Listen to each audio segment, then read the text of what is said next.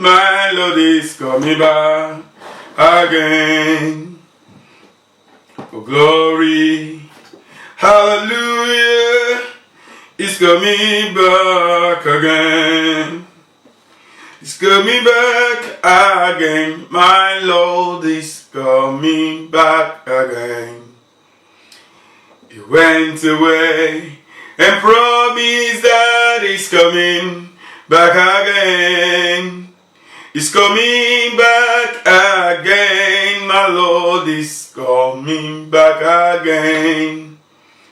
Oh, glory, hallelujah, he's coming back again.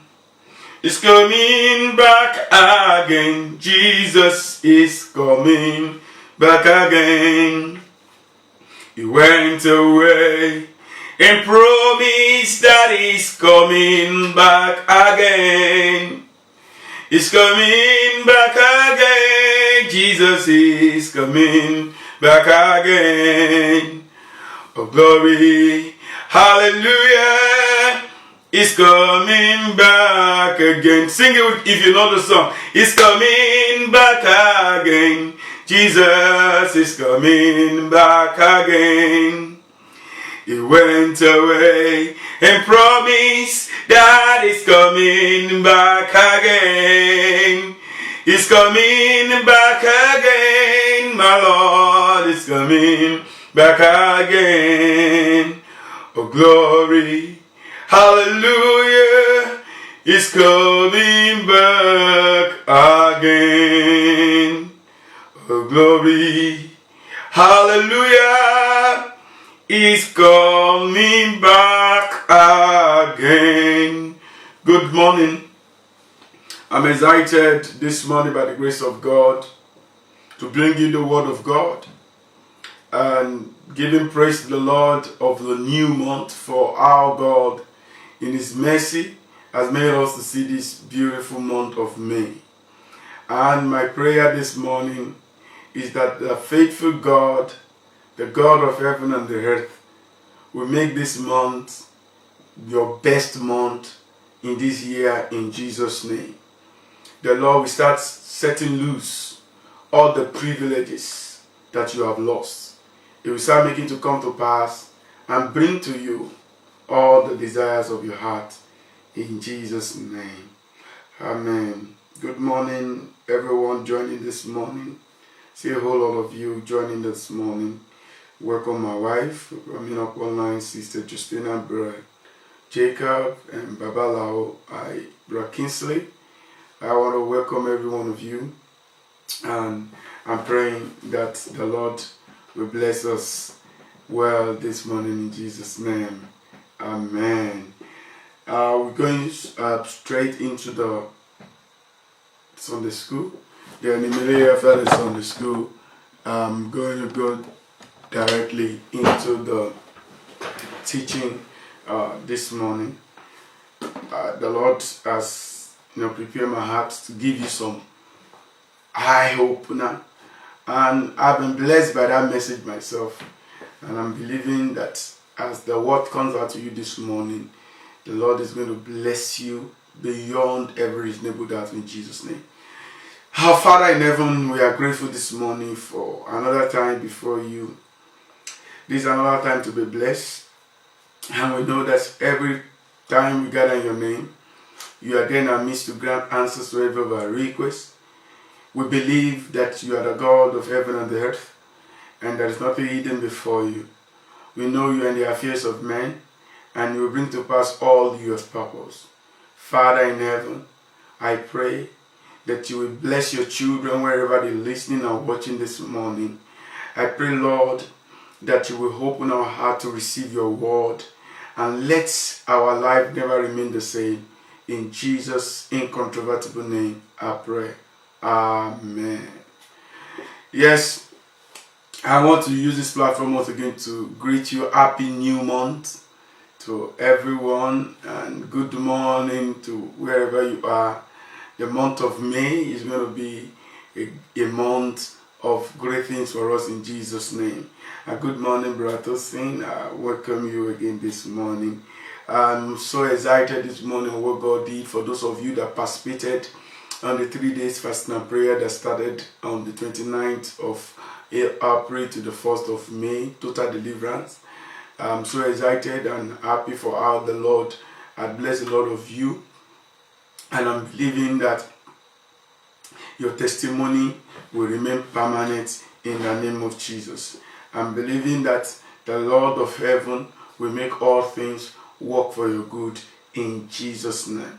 Amen. So we are going to the devotion for this morning, and I'm going to put it together with the Sunday school teaching. The lesson 3, we are in lesson 10, May 3rd, 2020. Lesson 10, the general topic, the parable of talents and reward. The parable of talents and reward. And by the grace of God, we are going to see what it is about the talents and what it is about the reward. There are two things all together joined. There is a talent, there is a reward. Why was the talent given? Who received the reward? Why was reward attached to the talent? And those that did not receive the reward, what happened to them? That's what we want to see into this lesson. We want to also see who gave out the talent. Who gave out the talent? And who are those that received the talent? Begin to have some questions in your heart so that when the teaching is going, you'll be able to get answers to them yourself and understand what the Lord is teaching us this morning. We have 3 sessions of the topic for both the adults, the youth, and the intermediate. The intermediate are those in the teens, the teenagers. So the topic for adults: serve God with gratitude, with gladness. That topic for youth: serve God with gratitude. For adults, serve God with gladness, and the youth serve God with gratitude. Then the intermediate: get involved in God's business. Get involved in God's business. So if you have your children or people younger in age, wherever they are, please tell them, don't just sit alone and be listening alone. No. Don't do that. Allow your family, call your family members, tell them it's time for church. Because this is church. So tell them it's time for church, it's time to listen to the Lord. And our memory verse is, Lord said to him, well done, good and faithful servant. You were faithful over a little, and I will make you ruler over many things. Enter into the joy of your Lord. Matthew 25 verse 21. I will read that again. His Lord said to him, well done, good and faithful servant. You've been faithful over a little, I will make you over few things, I will make you ruler over many things. Enter into the joy of your Lord. Matthew 25 verse 21. My prayer this morning is that this will be the word that you will receive at the end of your race in this world, in Jesus' name. It's just my prayer for you that at the end of it all, when we shall leave this wicked world, when we shall all close our eyes in death, when everything that makes meaning will never make meaning anymore, I pray that we will not miss that home in Jesus' name. Amen. Now, I will want to quickly talk about the background of the lesson. Why do we have this lesson? I've explained this morning. Questions that you must have in your mind as we go in the lesson. The lesson for this week emphasizes that believers' rewards in heaven will depend on the faithfulness of our lives and services. The abilities given to us should be held in trust and be used effectively in the enlargement of God's kingdom. The lesson therefore encourages us to use our time, ability, resources, influence, and opportunities to serve God during our lifetime. There is a song that says, my lifetime, I will give God my lifetime. My lifetime, I will give God my lifetime. If I give God my lifetime, He will take care of me. He will never, never let me down. I will give God my lifetime. So, giving God your lifetime is the focus of this lesson. Those people you meet, what were you able to do to the life of those you met? Was there any impact? The work committed into your hands? The talent you have? The gift you have? The technical knowledge you have? The way do you have? What have you been able to do with them? And that is what the Lord is teaching us this morning. So quickly, we will go into the first division of the lesson. There are 3 divisions of this lesson. The first division is occupy till I come. Occupy till I come. I remember a few years back, the General Overseer that just blessed us this morning under the topic, The Lord Our Refuge. It was a powerful message, just a 30-minute message, and it was so powerful and eye-opening. He preached this message in Abeokuta, the Cultural Center, I think about 7 years ago. He called it OTIC, Occupy Till I Come. And that was a very big occasion in my life that kept me on my feet to remember that the coming of Jesus is dangerously close. Dangerously close. The signs are here. And if you look at the lesson that we've been taking for the past few weeks, now the parables centered on the coming of the Lord Jesus. It's not a coincidence. This is the way God wanted to come. And that is why we are being fed with this word of the Lord. So don't just take this lesson and do away with it. Allow it to call your attention for who you are in Christ and watch your way. Good morning, Sister Favor, Brother Valentine, Mama Guloye. Good morning, every one of you. I want to welcome you to the house of the Lord this morning. I'm taking the reading from the book of Luke. Luke chapter 19, verse number 12 to 14.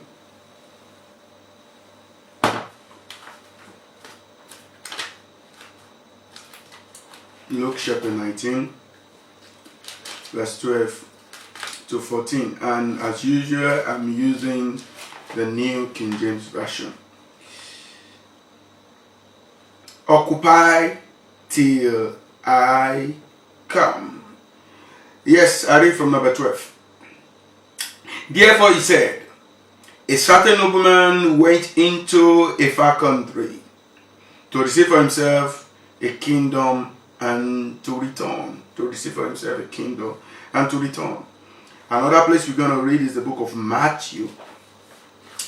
Matthew chapter 25, verse number 14 to 15. We are looking at the account of Luke and the account of Matthew. They were both writers of that parable. I'm reading from verse number 14.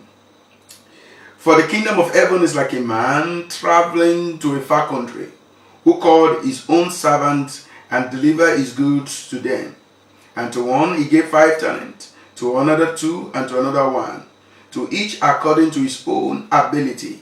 And immediately he went on a journey. He went on a journey. Immediately he gave them according to their own ability. Occupy till I come. What were they to occupy with? He gave them an assignment. He gave them a talent.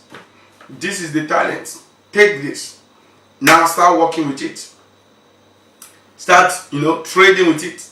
Making effort to get it done well. Gave it to them to encourage them so that they will not be found idle or wanting or waiting helplessly. And that was what Jesus did.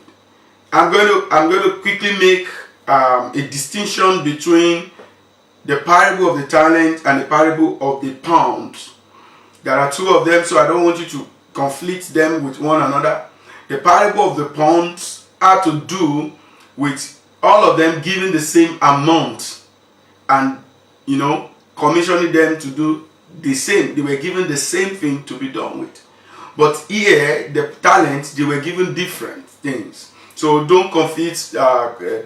The one was done on the month of Beatitude, when Jesus was talking to the multitude. So the one of the talent this morning, he gave them a talent because he will be going far, and while he's going, he won't want his servant to be idle. As you all know, an idle hand is the devil's workshop. So their master doesn't want them to be idle. So he gave them something to occupy them with. And as I said, occupy till I come. Take this. It will keep you busy. You start going from this place to this place. You start trading with it. Start working with it. Make your move with it. So he gave it to them according to their ability. From where we read, he said, according to their ability, he handed it over to them to get them busy and do what is right with it. And same way, Jesus was the man that we were talking there, the noble man that gave them talent. What was the purpose he gave them talent? And what was the talent? Jesus gave every believer a gift, a spiritual gift. He gave us an ability. There's an ability he has given to us. He gave us something. As I've always said, everybody in the church do not have the same ability. No, we do not have the same ability. My own ability is different from yours. Everybody placed in the ministry have their distinctive ability. You can be millions, but in the same church, what God has placed in you could look similar to other people, but no matter how similar they are, you have a special way and unique way that is different from other people. The earlier the better you discover what Christ has placed in you, the ability he has entrusted in you, those things he has given to you, you'll be able to understand and use it better. Everybody were given different talents. In the world we are today, we have different ministry. From the devotional in the week, you will have read, some are given apostles, some are given teachers, some are given prophets, some are given evangelists. Everybody, pastors, some are given different work to do, teachers. So every work is unique, and everyone is unique in his own way. So Jesus had happened to be the noble man. He gave them the talent. What was the spiritual gift he gave it to them? And they are to occupy, to get them busy, to work on it, and use what he has given them to bless other people. To use what he has given them to become a blessing to other people, and the glory returned back to God. The Bible said he went on a far country. This shows that Jesus went to heaven. In the book of Acts, while the apostles saw him when he was ascending into heaven, the angels that were with them said to them, in the same manner he left to heaven, and that same manner he's going to come. So he went on a far country. Jesus left to heaven on a far country. If I do not go, the Holy Spirit will not come. I go to prepare a place for you, that in my Father's kingdom there are many mansions. And if this were not so, I wouldn't have told you. And I will come again to pick you to myself. So he went on a far country. He has gone to heaven after his resurrection. And he's coming back again to take us home. And that's why I entered into this morning's ministration with that song, is coming back again. So Jesus' appearance is very close, dangerously close. I want to appeal to you to begin to look into your life and begin to search what are the talents, what are the gifts that have been given to you. The purpose of this gift is for the expansion of God's kingdom, to bring sinners into repentance, to bring the lost into the sonship, into the kingdom of God. The earlier the better you start making wise use of your talents, the better you will see and your eyes will be open for the privileges and the benefits in it to use it for God. Now to the part 2 of the lesson. Reward for faithful service. Matthew, I told you that you begin to ask some questions. Now I've been able to answer part of the question in the first division of the lesson. I'm reading from the book of Luke, chapter 19, 16 to 17. A continuation of part 1. And said to him, Well done, good servant, because you were faithful in a very little, I have authority over 10 cities. And the second came, saying, Master, your millionaire has earned 5 millionaires. Likewise he said to him, You also be over 5 cities. Now I'm going back to the book of Matthew, chapter 25, verse number 20 and to 21. They are the same story but different account. Matthew chapter 25, 20 to 21. So when he had received 5 talents, came and brought 5 other talents, saying, Lord, you delivered to me 5 talents. Look, I have gained 5 more talents besides them. His Lord said to him, Well done, good and faithful servant. You were faithful over a few things. I will make you ruler over many things. Enter into the joy of your Lord. Amen. Reward for faithful servants.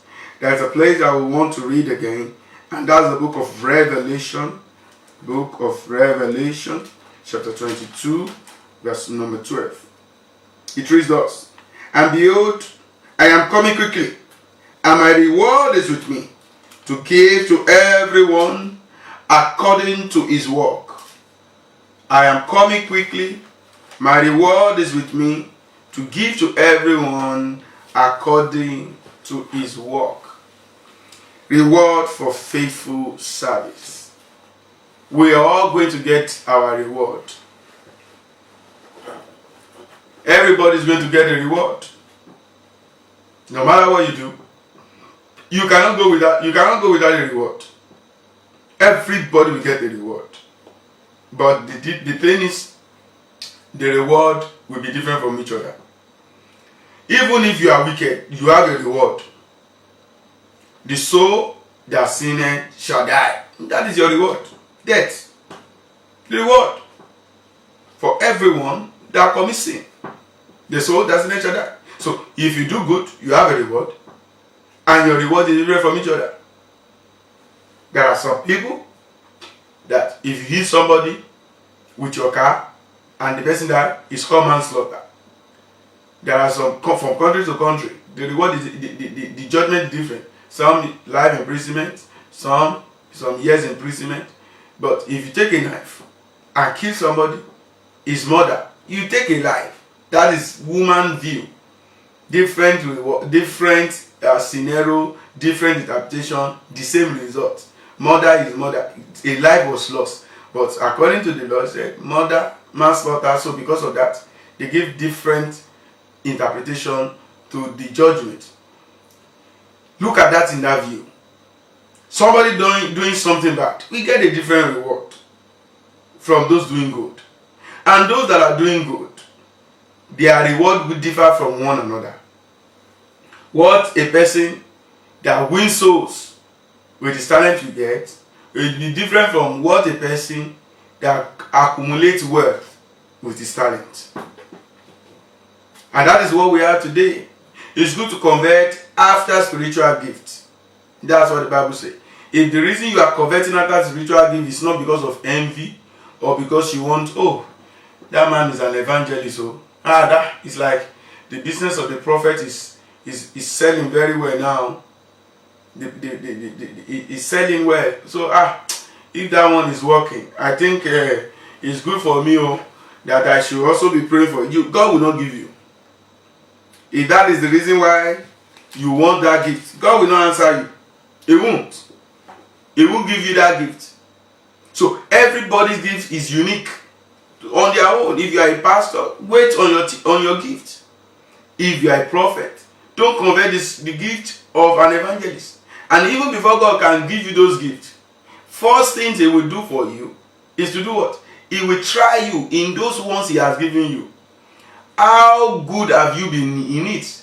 Have you utilized it well? Is there a reward on the one he has given you before you start thinking of another? So, be diligent in whatever God has given to you. There is a reward. The reward will come. When the Lord came, he made them, each and everybody give an account.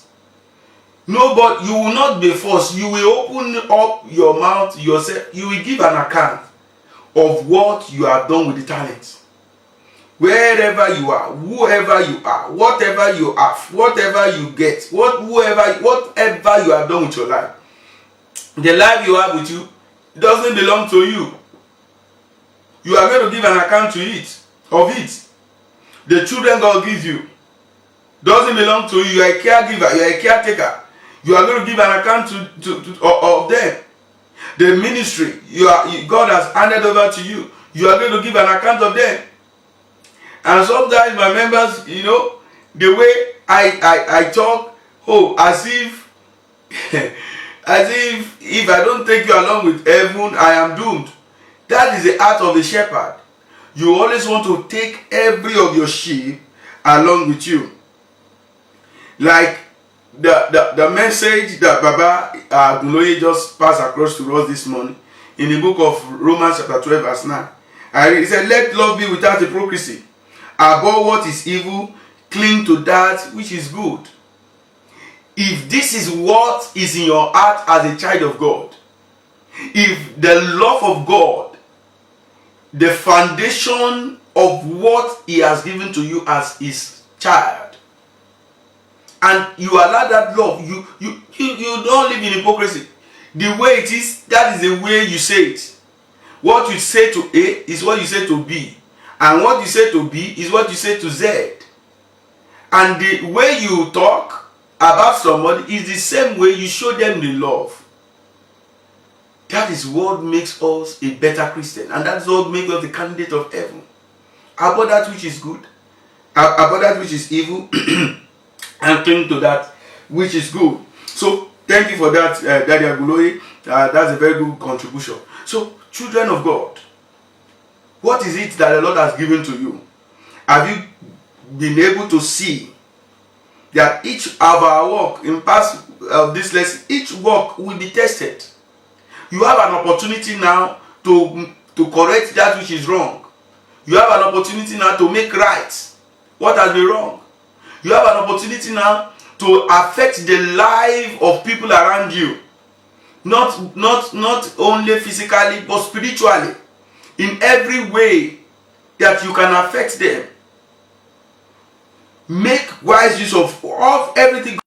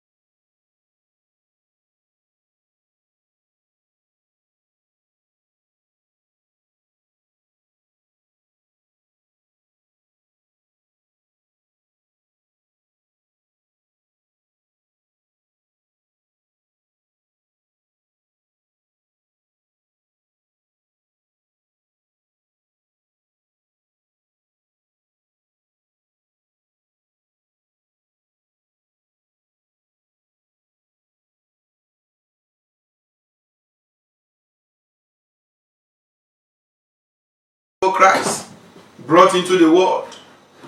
Freely you are given, freely you shall give. So let's go to the third part of the lesson. The third part of the lesson is also calling our attention to what will happen.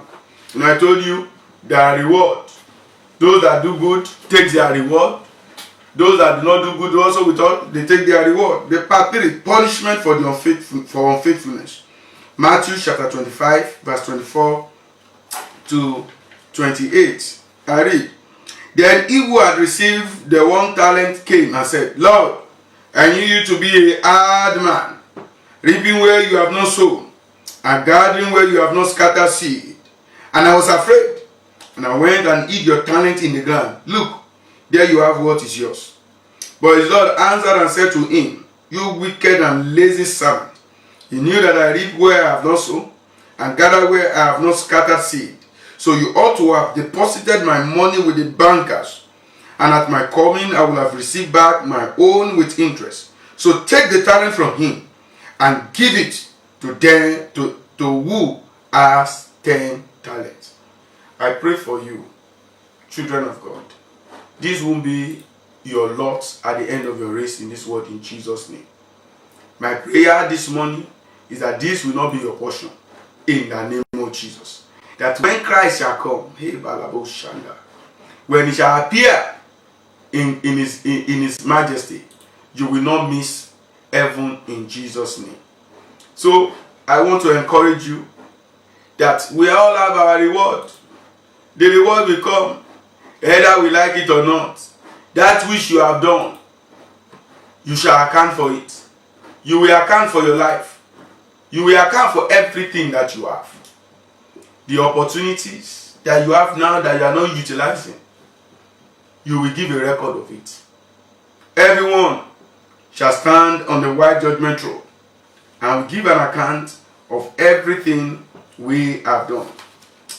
The servant did not trade with the life. The Lord gave him a lot of opportunity to utilize it. But what he does with it, he said, the Bible said he went to go and bury it. He buried the talent. As a lot of us today, we are putting in the ground the talent.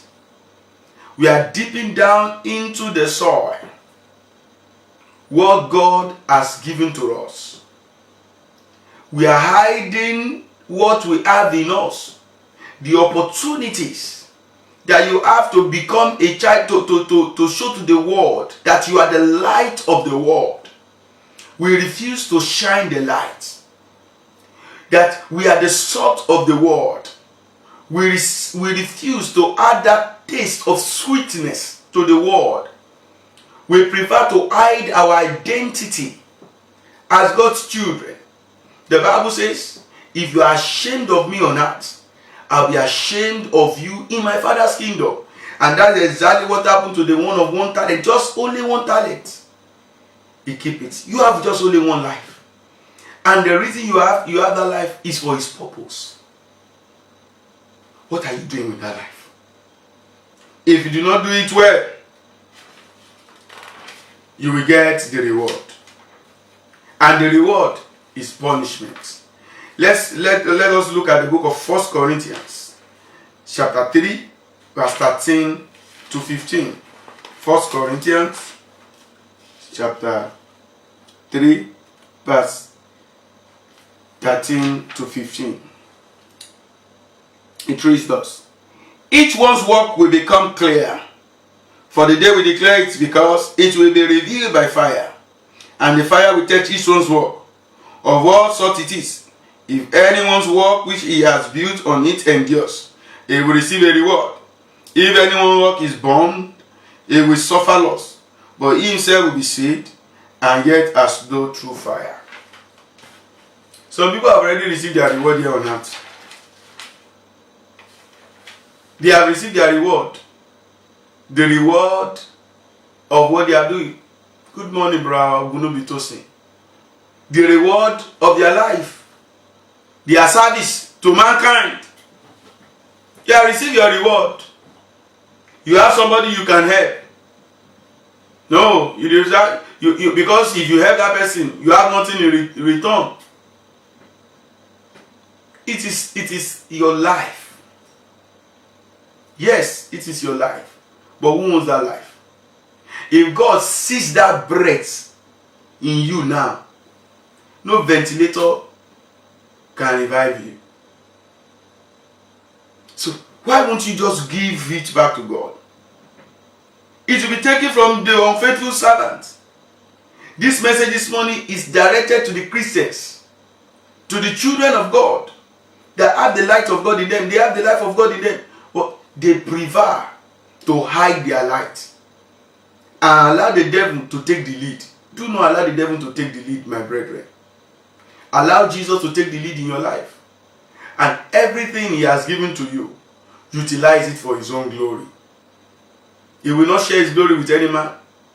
So utilize it with whatever opportunity you have. And I'm praying for you this morning that the Lord in his mercy will account you faithful at the end of your race in the world, in Jesus' name. So whatever you are doing, either is singing, sing it well with the whole of your heart and worship God. If it's ushering, do it well. Do not think that somebody is better than you in the church. The pastor, no. The pastor is not better than those that are working as a usher. God is the one that sees the heart. There are a lot of pastors that they will burn in hellfire. And there are a lot of church sweepers that will enter into God's kingdom. So don't use the world view to look at it. Oh, it's the pastor that are driving the best cars. They already received, some of them have already received the reward. I'm not saying it's not good for pastors to drive the best cars. Moreover, I like to have a good car. It doesn't mean I've received my reward. But some comes into the work of this ministry just because of the mundane things of the world, what they will gain. And if you are judging your own Christian race by those that you see afar off, you will fail. Let your Bible be your amateur. Go through the Bible. If you want to take some pastors today as role models, you will enter into the ditch. And some of them, they will retrace their step before they die. And those they are pushing to hell will have died. So don't look outside that. God looks at the heart, while man looks at the inward. So I want to, God will help us in Jesus' name. So the Lord will make us accountable in the kingdom in Jesus' ways. So there is a question from Branessin here. He says, sir, sometimes we think this is a joke. It is not a joke. If this pandemic can shut us down, what makes us that the Christ will not come? Thank you very much for that contribution, sir. The global pandemic now, according to that contribution from Brother Nelson, is visible enough for us to think. If the whole world can be under lockdown, we are shut down, everywhere is under lock, people are remanded to their house. If that will happen, it's a signal, that is a sign of the end time. It shows that if we can all be locked down, it's simply telling us that Christ will come. Thank you, sir, for that contribution. Christ is coming back. His coming is close. As I've been saying, that the time we do not know. He has gone on the far country. The nobleman has traveled on the far country. That is, he has gone on the far kingdom. The disciples were expecting that Jesus will come in their own time, but yet he did not come, because the message of this gospel must reach everyone to stand as a witness at the end of the race. I pray the message of the gospel will not stand as a witness against you in God's kingdom, in Jesus' name. Amen. Thank God for the teaching this morning on the Sunday school. I pray that the Lord will bless you as you have listened. Whatever things you have to work on, please kindly work on them and be conscious of your way of living. Father, we thank you this morning. Your word has come to us. We have listened to the parable of the talents and reward. We have seen how the one that is unfaithful was punished, and what he has in his hand was taken from him and commanded into outer darkness, where there is gnashing of teeth, which is the second death. Father, I pray this will not be our reward at the end of our race, in Jesus' name. We will enter into your kingdom, and we shall sing with you and eat with you at the Lamb, the marriage of the Lamb of the Lamb, in Jesus' name. Amen. So we bless God again for that Sunday school. And that is the best way I can summarize the lesson. So we'll go into the teaching of today by God's grace. Since last week, I've been telling us that God prepared a message for us. And the message is a message to make us have a clear understanding of our purpose in this world.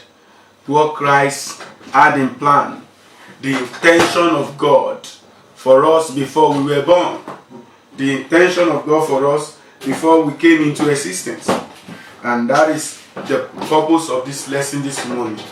So I want to encourage you, by the help of the Lord, to please, wherever you are, listen attentively, and the Lord will bless you in Jesus' name.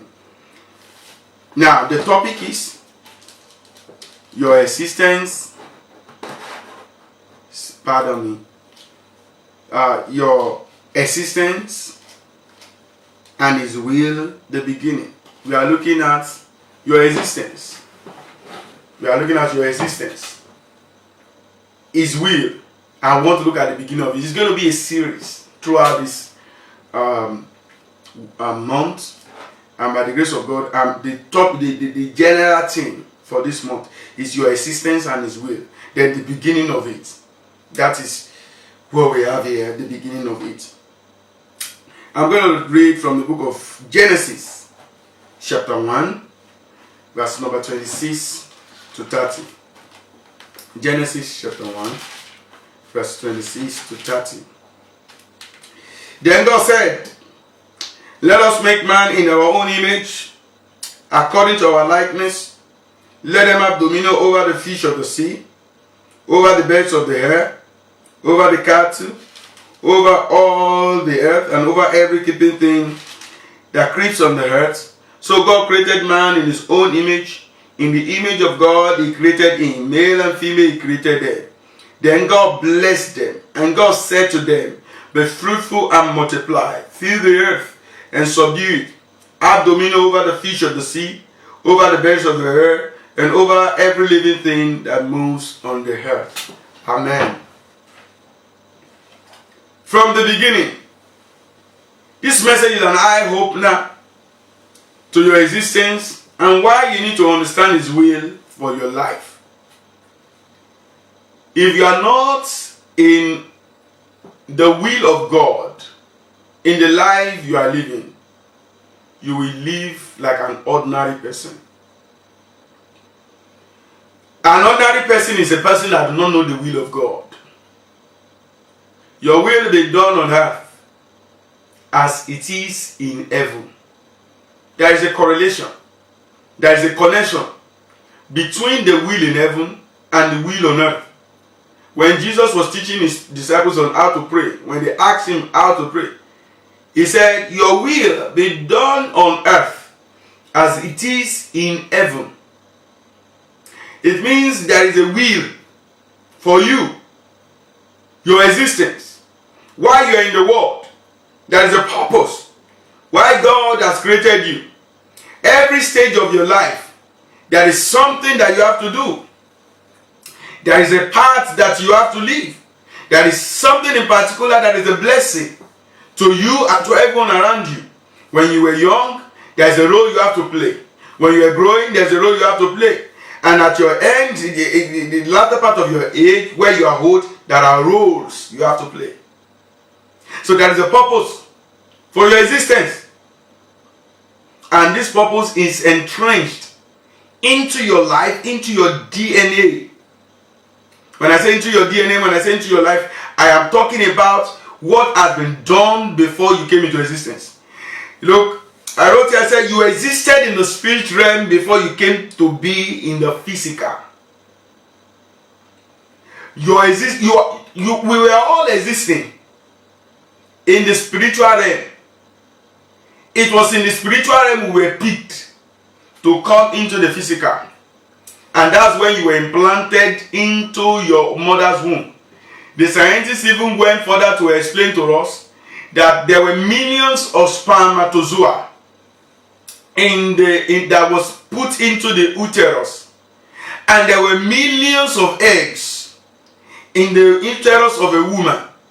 But one sperm escaped into the uterus and fertilized the egg. It shows that there is something distinctive, special, extraordinary about you coming into existence.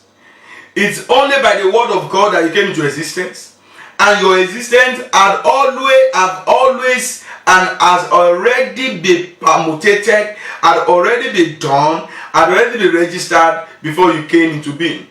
And that's why you see I talk about you, anything that happens to you have a spiritual undertone. Nothing happened to you by circumstance, by coincidence, naturally. No. Everything that happens to us has a reason. Because nothing happened in the physical that has not happened or occurred in the spiritual. Everything that is happening to you. Brother, how will I know this? Jesus was in the spirit, in heaven, before he came into the world. And Jeremiah chapter 1 verse 5 established that. He said, before you were formed in the womb, I know you. That means you were already existing. You were already in existence. Before you came into the physical, formed in the womb in the physical, there is an existence of you in the spirit. You have a life in the spirit realm. And it was from the spirit realm you were metamorphosed into the physical realm. So there was a DNA that was existing in the spirit realm. There was a life you were living that was untampered with in the spirit realm. And that brought you back. You were transferred into the physical. And from the time of conception, you were conceived in sin. It was from conception that you were tampered with. And your tampering with was not in the will of God. And the will of God for you is that He has a good purpose and plan for your life. From where we read, you are going to see that as we move further. From the story of creation, and everything that happened at the beginning were glorious. And nothing was as glorious as the creation of man. And I'm going to explain that. Because I said you were formed with a purpose. Listen, I want you to get this lesson and let it register. After this lesson, I want you to take some steps about your life. Take some steps. You need to take some hard decisions. You need to ask yourself some questions and be ready to get hard answers. Ask yourself some powerful questions and be ready to do what? To get some very difficult answers. If the answers are not difficult, then you are not truthful to yourself. You must ask yourself questions: where you are, what led you to the point where you are, the point where you are presently, is it going to lead you to your success in life? Are you going to be useful to yourself? Are you going to be useful to people around you? Are you going to be reckoned with? And are you going to be fulfilled in life? Because a life that is without fulfillment is a useless life. So you begin to ask yourself questions. That is a time you need to just lock up yourself after this lesson. Sit down somewhere and begin to ask yourself questions. Begin to look at it that in my life, have I not taken some steps? Look at the steps you took while you were young. Look at this, look at those things, look at what those decisions you took while you were young. Look at where it has brought you, what is still affecting your life. You need to ask yourself salient questions that nobody have the answer. You are the only one and your maker that have the answer. What you are exhibiting now, your process, your progress in life now, you need to ask yourself those questions. These things I'm going through now, are they man-made? Are they God's made? Were they preoccupied and registered in my destiny? Because everybody will say, this is our destiny. Oh no, it is not. It is not. Our God is not the author of problem. So if you are going through some things in your life, this lesson is calling you. Think. Ask yourself hard questions. And be ready to eat the answers. The difficult answers that will be coming out of it. Wherever you are now, some of us is by our parents that pushed us into it. Some of us, peer pressure. Some of us, our friends. Some of us, our evil pastors. Some of us, people will hold in high esteem. A lot of things that happen in our life, they push us into it, and we are the one bearing the brunt. So you need to ask yourself questions as we go into this lesson, because your existence, your creation was extraordinary. And I have some points where I think that your existence is extraordinary. Listen, I have something here. I said there was a meeting before you were formed. Praise the Lord. At the beginning, nobody was calling together. God called out the light came. He called out the land came. He called out the animals. He commanded the water to separate. He separated the firmament. He commanded the plant yielding seed. He commanded the creepy things. He commanded the great whale, the fishes in the sea. He was commanding. But what makes the creation of man glorious was that there was a meeting in heaven before you were formed. Our existence was well programmed before creation. We were not made in an hurry. Hallelujah. I am not made in an hurry. There was a purpose for coming into the world. So the Lord sat down with the host of heaven. He said, come, let us make man in our own image. So they sat down, they deliberated over you. You were formed in the spiritual realm. You were programmed. You know, you were in existence before you came into the physical. So in the spirit realm, the Lord had a meeting with the host of heaven that we need to make something special, different from the animals, different from the plant. And they sat down together. They fashioned you. They put into you sources. They put into you the ability to think. They put into you the ability to make it in life. They put into you the ability to be dominion, to have dominion. They put into you deliverance, freedom. Everything was imprinted into your DNA.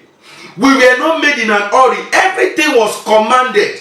If you look at the day, there were few things. Each of the day, 2 things were created.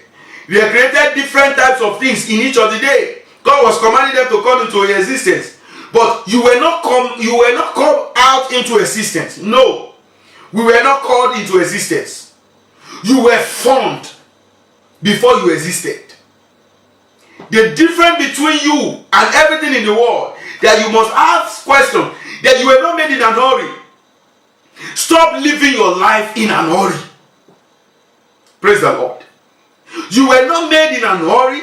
Therefore, stop living your life in an hurry.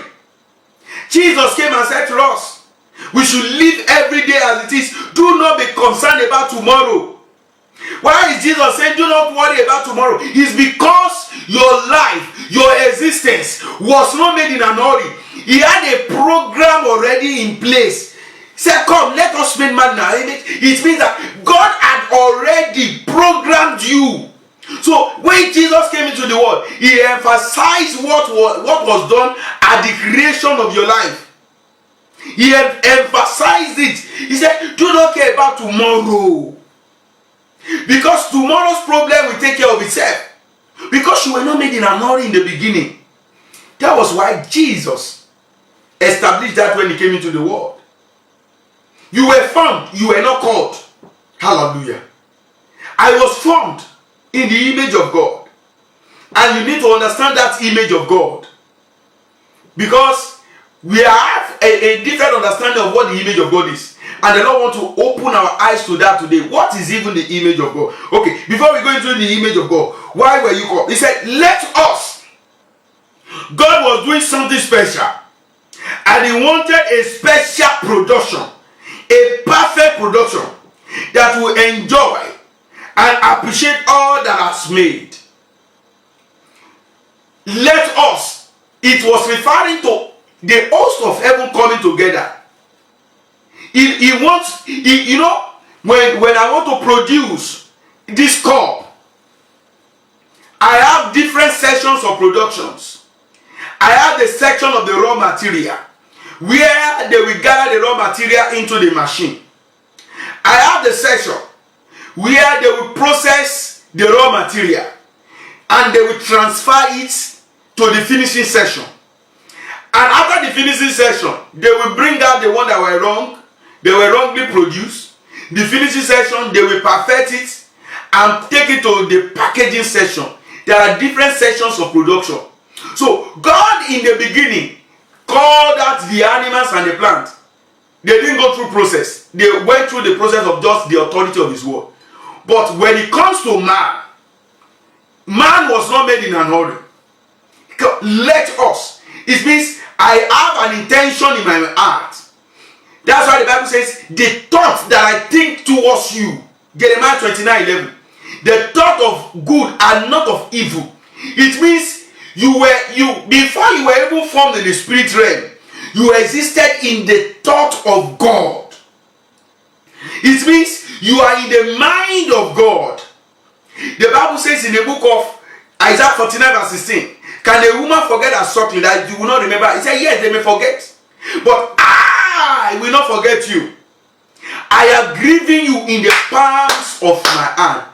You existed in the thought of God before you were formed in the spirit realm. And you were existing in the spirit realm before you came into the physical realm. You are special. Hallelujah. You are too special to live a useless life. You are too special to be useless. You are too special to be pushed around. You are too special for anybody to become a god over you. You are too special to be in tears. You are too special to be in captivity. You are too special to be under bondage. You are too special to be in poverty. You are too special to be trampled on. You are too special to be knocked down. You are too special to be pushed down. You are too special to be locked down. You are too special to be rejected. You are too special to be silenced. You are too special to be looked down upon. You are too special to be rejected. You are too special to be neglected. You are too special in the face of God to be a useless life. You are an extraordinary being. You were fashioned by the host of heaven. Your existence is so special that everybody had to come together in the production of your life. You were fashioned with a special DNA. You were fashioned with a special program. You were fashioned as an assistant to bring a purpose and a change to the world. You were not made in an hurry. You were not made in an hurry. Do not live your life in an hurry. Everything will work well. But if they must work well, you must understand your existence and his will. Let me move further. My time is fast spent. I believe I will stop where the Lord wants us to stop today. John 1:1 established that Christ and the Holy Spirit were together with him at the beginning. The book of John said, in the beginning was the Word, and the Word was with God, and the Word was God.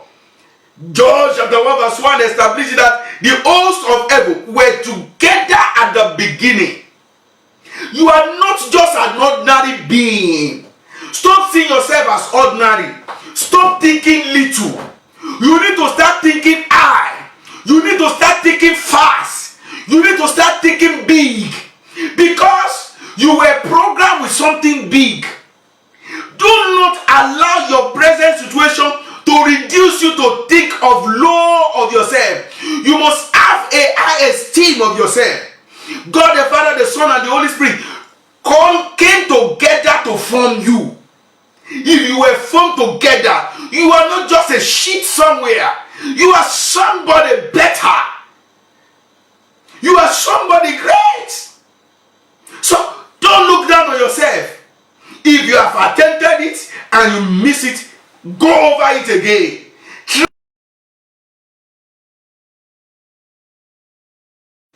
Do not allow people to define who you are not for you.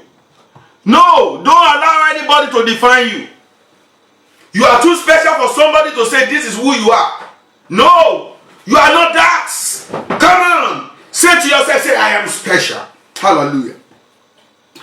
The let us doesn't include the devil. Amen. Do you understand what I just said? You have to say, let us come together and make man in our own image. That let us does not include, it does not include the devil.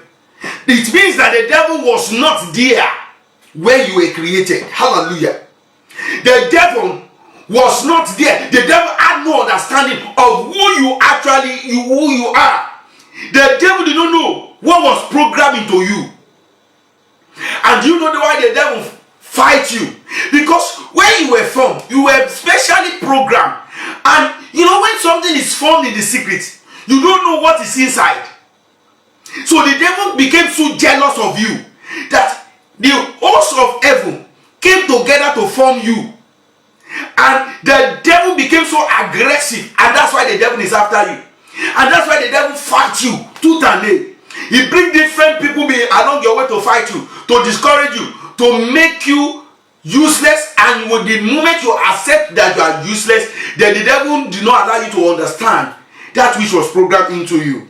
So it does not include the devil. So there was nothing special program into both your spiritual realm and physical realm that was known to the devil.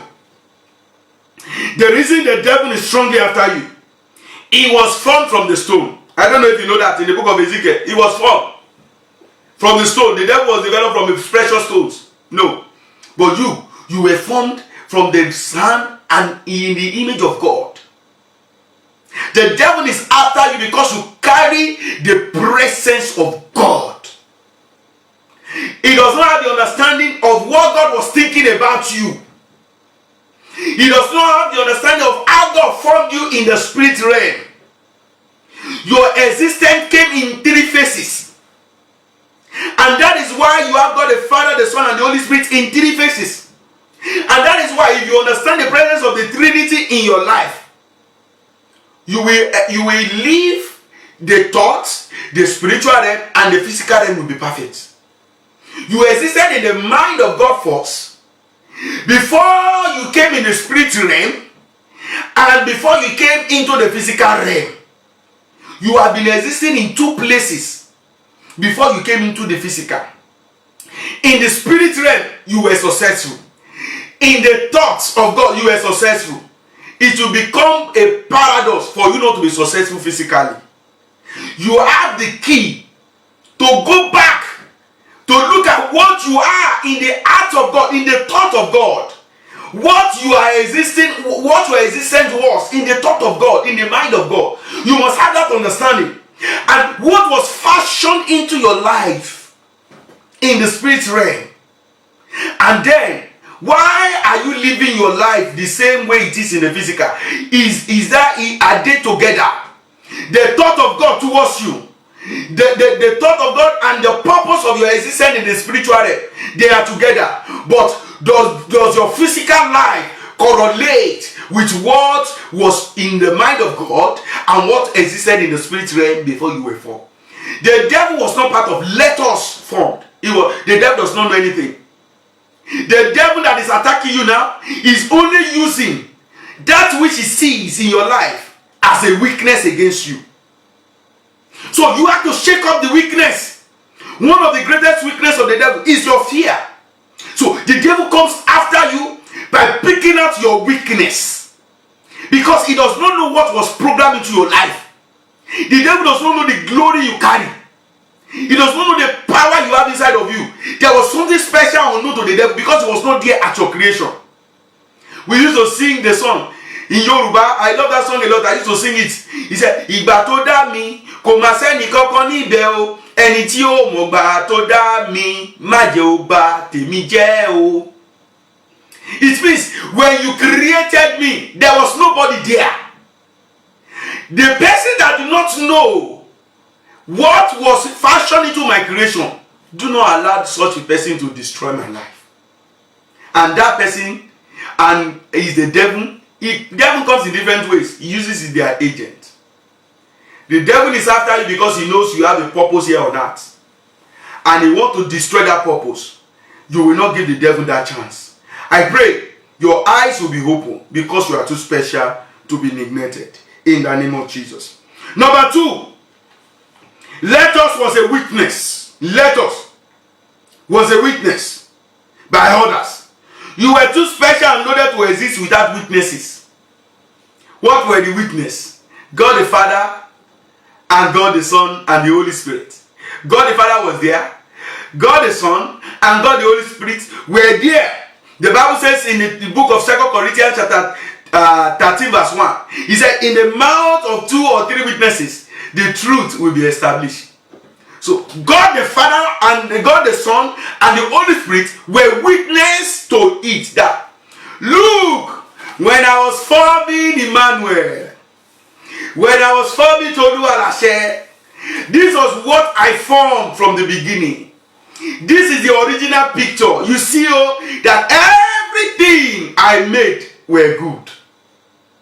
When I was forming Omowumi, when I was forming Adeshegun, when I was forming Oluwaseun, when I was forming Ezekiel, when I was forming Daniel, God the Son, God the Holy Spirit, look at what I formed there. You see, they were witness to your creation. So they can testify about what was programmed inside of you. They can testify that you were well fashioned, you were in a thought, you were in a spirit before you came into physical. If your physical does not correlate with your spirit, it means there is something wrong in your life. And the earlier the better you start working on that, the greater your destiny will be. I pray the Lord will open your eyes and you will understand this in Jesus' name. Number 3, your constituent was different. Your constituent was different. You were made in God's image. Listen to me. God's image is not a physical body, because God does not have body. Hallelujah. I know so many of you will be looking at that as another thing. Yes, that is one of the things God wants you to understand. You were formed in God's image. The image that you were formed in is not the physical body. God does not have a physical body. The image of God that you were formed in is the glory of God. Hallelujah. He said, let us come and form in our own image. The image after our likeness. It is not a physical body. Because God does not have a physical body as we do. Remember, you were formed. We cannot talk about God. The Bible says in the book of John chapter 4 verse 24. I want us to read that. John chapter 4, so that you have the understanding of what I'm saying. God exists in the spirit. God does not have a body. He does not have a body. He does not. No. God does not have a body. So don't make an error. That is your body. John chapter 4 verse 24. The Bible says, God is a spirit, and those who worship him must worship him in spirit and in truth. That was Jesus speaking. God is a spirit, and those that worship him must worship him in spirit and in truth. It means that God does not have a body. We are the one that have a body, that have the breath of God in us. The image you were programmed with from the beginning is the glory of God. And the devil has been after that glory from the Garden of Eden. The devil was after that glory because he knows that with that glory you will have authority over him and he cannot do you anything. But how many of us know that we carry that glory? It means what God's image means, what the image of God is. It means we are superior to anything in existence. God's image goes beyond our physical being. The moment you begin to have the understanding that you are not existing, this body is just an ordinary thing. The real you is the glory of God inside of you. The real Oluwasegun is the glory of God. The real you is the glory of God inside of you. How do you imagine? Why does the devil, the spiritual forces, I don't know, you see in film, when they want to summon somebody, they summon the spirit. When they summon the spirit, because the spirit carries the DNA. This body is just practicalizing what the glory you carry inside of you. So it is what you feed this physical body that will come into existence. Because the glory of God inside of you decides about this body. The earlier the better you attach your faith back to the glory of God, the image of God, you start commanding that the image of God in you come into existence. You are saying that the glory of God in your life must come into life. If God's glory in your life is not being seen, it means something has been tampered with in your life, and you have to address it. And how do you address it? You must address it with the thought of God that you were formed with, and how you existed in the spirit realm before you came into the physical. You address it by you commanding that you are the image of God. The image of God is not your body. The image of God is the glory of God that you carry. Because God is a spirit, and those that worship God must worship Him in spirit and in truth. Hallelujah. Hallelujah. I want to round up the message here today by concluding that Philippians chapter 2.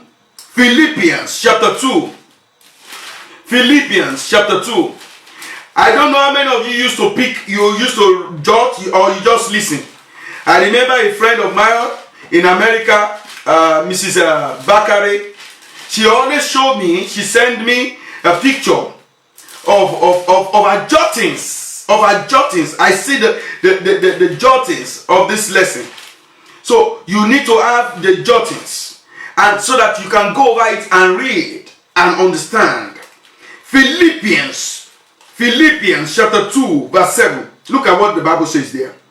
But made himself of no reputation, taking the form of a bondservant, and coming in the likeness of men. It means that Christ came in the likeness of men, because this body does not show the image of God. He said Christ came in the likeness of men. He's showing to you that the image of God does not have anything to do with this physical body. This physical body was formed. The Bible says, for sand you are, and to sand you will return. That is not the image of God. The image of God does not die. The image of God does not go back to the sand. So the image of God that you carry is the glory of God. So if you are formed in the image of God, you start prophesying into your existence. You start prophesying into your life that, Father, anything that is formed in your image is your glory. Because I am formed in your glory, I am not useless. I am too special. I am extraordinary. I cannot be rejected. I cannot be neglected. I cannot be knocked down. I cannot be put down. I cannot be silenced. I carry the power. I carry the glory. I carry the strength. I carry the might. I have the power of God in me. The glory of God is upon me. Hallelujah. Command into your existence. You were formed by a special meeting in heaven. You were not formed in an hurry. Don't live your life in an hurry. Oh, hallelujah. Philippians chapter 2 verse 7 establishes that you are greater things beyond the physical part of the body. God's image is His glory.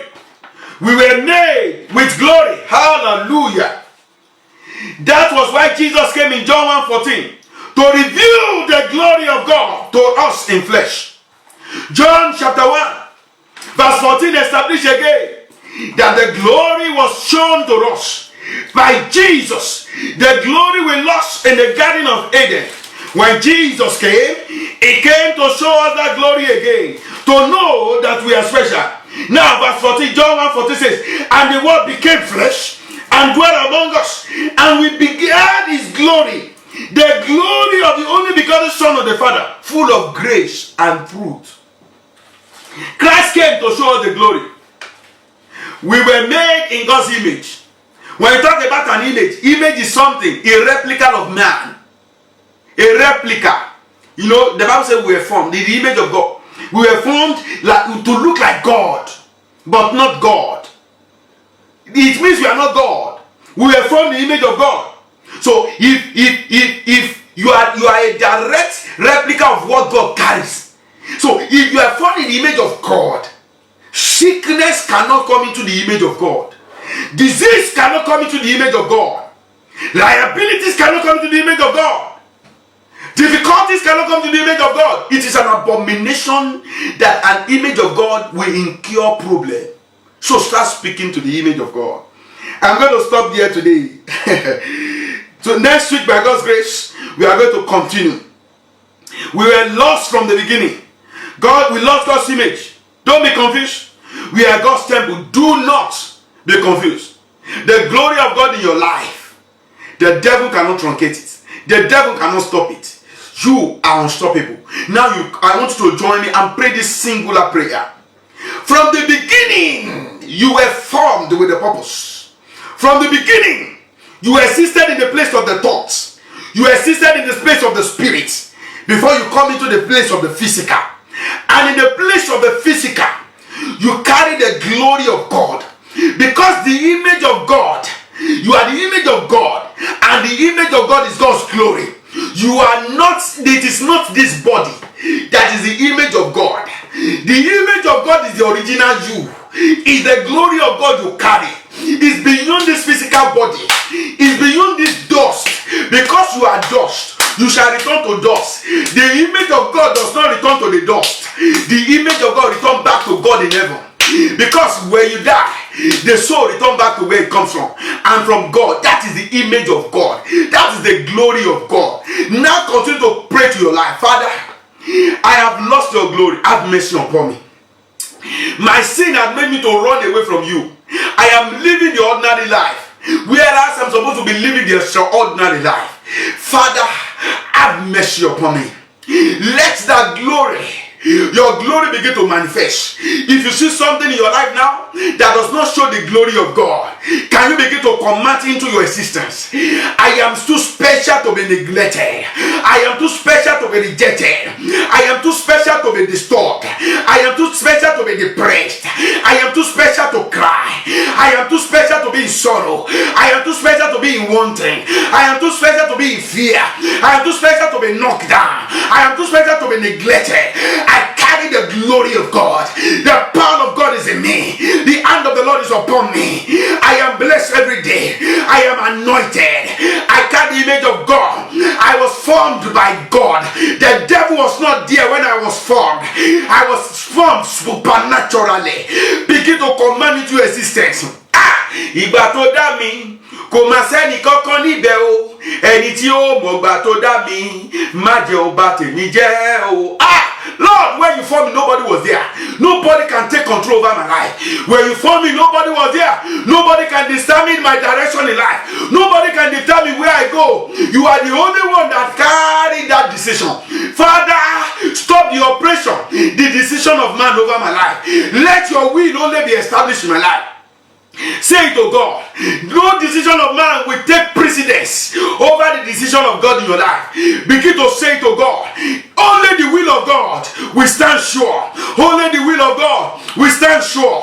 Say it with me. The will and the purpose of God alone will stand sure in my life. Thank you, Father. Thank you, Jesus. We give you praise for this exposition. Thank you for the way your word has come to us this beautiful morning. In Jesus' name we pray. Father, I bless your children this morning.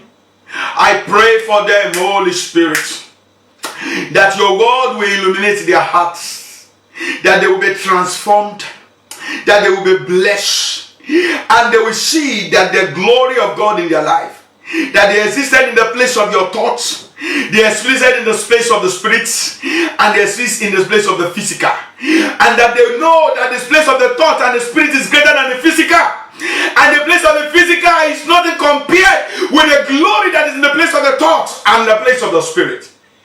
That nothing happened to them in the physical that does not have a spiritual undertone.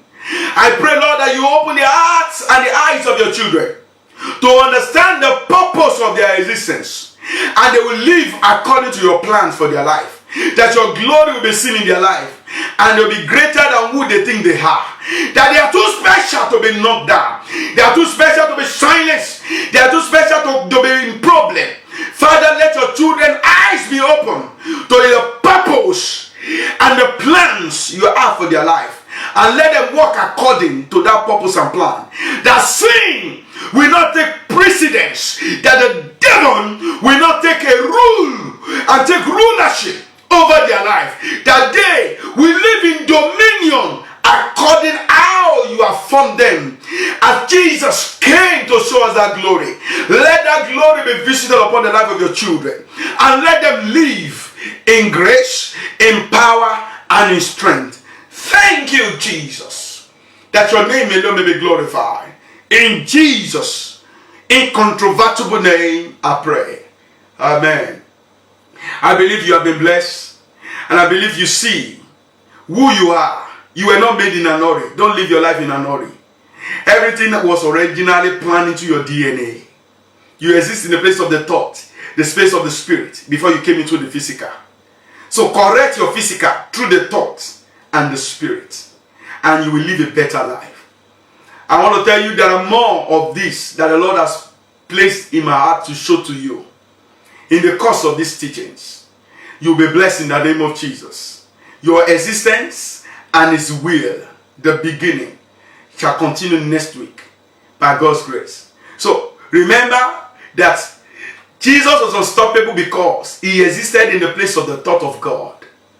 He was unstoppable because He existed in the space of the Spirit, and He carries the glory of God.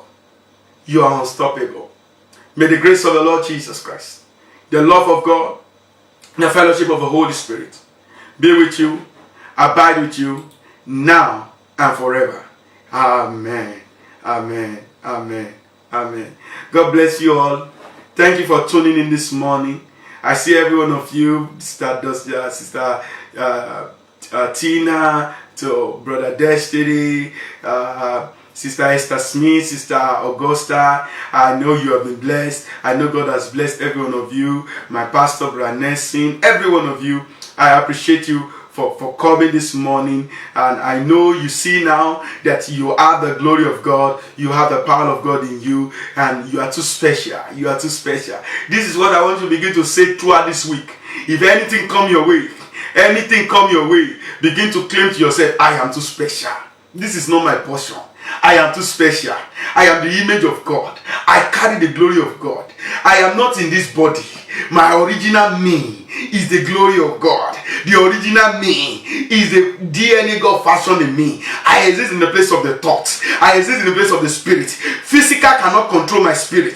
The physical thing happening to me cannot control the thought of God. I exist before I was formed into the world. He said, I know you before you came in your mother's womb. So the glory of God is in my life. Begin to speak about that, and that glory will manifest. The world will see the light, and they will come to you. It is well with you. I'll be coming your way again on Tuesday, and I'm coming with another powerful and interesting message. Another teaching on Tuesday Bible study. It's an hour program. Join me on Tuesday again. I'll be teaching another exposition on God, and you will understand better that your existence, it was not in an hurry. You live in this world by a purpose, and you will fulfill that purpose in the name of Jesus. I pray for you again. You will not live your life in an hurry and go to the grave in an hurry in the name of Jesus. There are no shortcuts in life. Every shortcut in life cuts short one's life. Don't take a shortcut, because you were made in the glory of God. God bless you. I'll be coming your way again on Tuesday, as I said, and this teaching on your existence and His will, the beginning, continues next week. Have a very wonderful week ahead. And for those people that your lockdown have been reduced and the places, please let us pay attention to what the government is saying. They are gods when it comes to giving us instructions. Abide, starve your fear, feed your faith, and keep believing in the Lord. You are overcomer. These two shall pass. We shall overcome this plague, and we shall give God the glory at the end. Have a very wonderful week. Thank you for your prayer, Sister Naomi. Thank you, every one of you. Thank you, Sister Success. Thank you, Sister Favor, for your prayers. Thank you, everybody. I appreciate your prayer. Thank you, Sister Monsurat.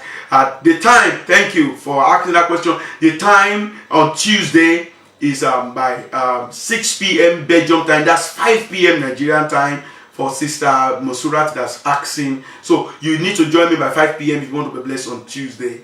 God bless you. Have a very wonderful week. I love you with the love of God. It is well with you in Jesus' name.